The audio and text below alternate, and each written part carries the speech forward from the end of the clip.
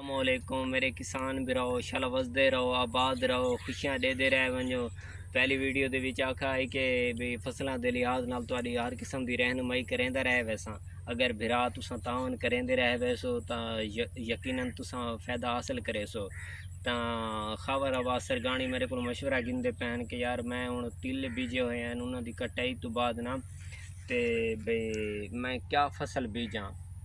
ਤਾਂ ਇਤਫਾਕ ਨਾਲ ਜਿਹੜੀ ਫਸਲ ਦਾ ਮੈਂ ਅੱਜ ਜ਼ਿਕਰ ਕਰਨਾ ਹੈ, ਚਲੋ ਉਹ ਵੀ ਸੁਣ ਗਿਨਸਨ ਤੇ ਮੈਂ ਉਹਨਾਂ को ਇਹੋ ਮਸ਼ਵਰਾ ਦੇਸਾਂ ਕਿ ਬਈ ਕਿਨੋਲੇ ਦੀ ਫਸਲ ਹੈ ਪਈ ਤੇ ਉਹ ਬੀਜ ਗਿਨੋ ਤਾਂ ਬਹੁਤ ਅੱਛੇ ਰਹੇ ਵੈਸੋ।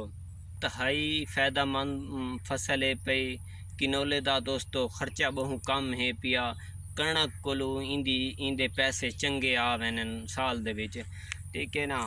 ਤੇ इंदा 2.5 ਤੋਂ 3 महीने की फसल है पई, ज़्यादा झंझट पाउण वाली तो कोई गाल ही नहीं। तो वो जड़ा मौसम इंदा शुरू थी वेंदे अगस्त, यानी कि 5 अगस्त तो शुरू थी वेंदे अगां वक्फे नाल जिवें तुसां वहंदे आसो। तो इंदा खर्चा बहुत कम है। तो मैं इंदी बिजाई के बारे दस देवां। 1 एकड़ दे विच जड़ा इंदा बीजा पौंदा है वो है पिया तकरीबन 2 किलो, 2 ਤੋਂ 2.5 किलो बेच सकते। अगर अच्छी वैरायटी है तो प्योरिटी उनकी अच्छी है तो तुसा 2 किलो बेच सकते हो, 2.5 किलो बेच सकते हो, तो 3 किलो भी बेच सकते हो दोस्तों। इन्हें वैरायटियां दे विच आरी किनोला थी वेंदे, बिया हाई फिनोला थी वेंदे, ये भी बहुत अच्छा है पिया, चंगी एवरेज आ वेंदी है। तो दोस्तों कोई भी आख देवे ना तो आपको बई फसल ही फायदा का नहीं, तुसा लोगों की गाल ते अमल नहीं करने दे दोस्तों। कोई भी शय ना, जितनी इंसान मेहनत करें दे अल्लाह ताला उनका उनको उतना फल देंदे, जितना गुड़ ते उतना मिठा। हुण अगर तुसा 1 किला वहेंदे पे तो मैं 1 किले के बारे दस्या ना पिया।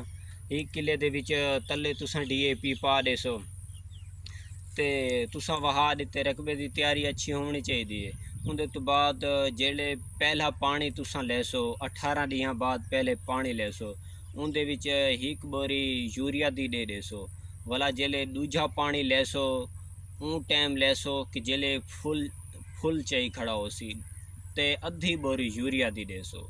जेले वाला तुसा त्रीजा पानी लावना है, त्रीजा पानी उन वेले लावना है, यानी कि जेले फल तैयार की खड़ा हो, यानी कि उतों जड़ी होंदी फुल आखिरी स्टेज ते गया खड़ा होवे, तुसा उन टाइम त्रीजा पानी लावना है, यानी कि आखिरी पानी लावना है दोस्तों। इंदा जड़ा खर्चा है पिया ना बहुत ही कम है पिया, 7,000 8,000 ज़्यादा से ज़्यादा 10,000 हो सी, तई दे तो वध कोई खर्चा का नहीं।